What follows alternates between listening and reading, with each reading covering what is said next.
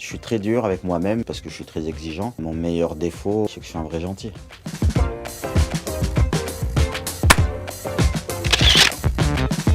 Mon titre olympique à Sydney en 2000, au moment où j'ai la chance de décrocher cette médaille d'or qu'on attend depuis 1936.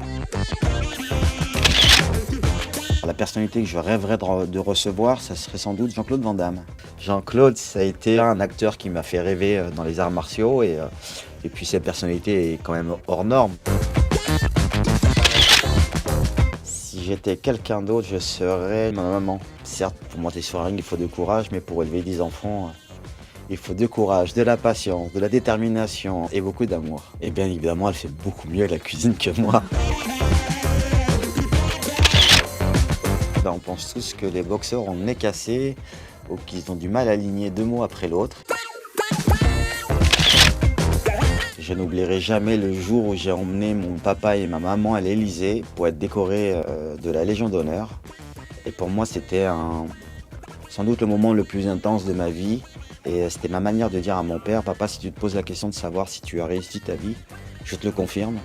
Tu es parti d'Algérie à 14 ans pour élever une famille dans les meilleures conditions et ton fils est décoré par le président de la République d'une des plus grosses distinctions françaises. Donc c'est ma fierté, c'était mon moment le plus fort que j'ai pu donner à mon papa.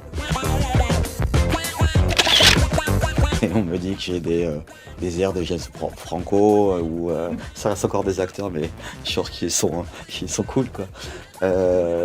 Johnny Depp, parce que voilà, j'ai sur des lunettes où il y a un air de ressemblance. C'est ce qu'on me dit, hein. C'est pas ce que je pense.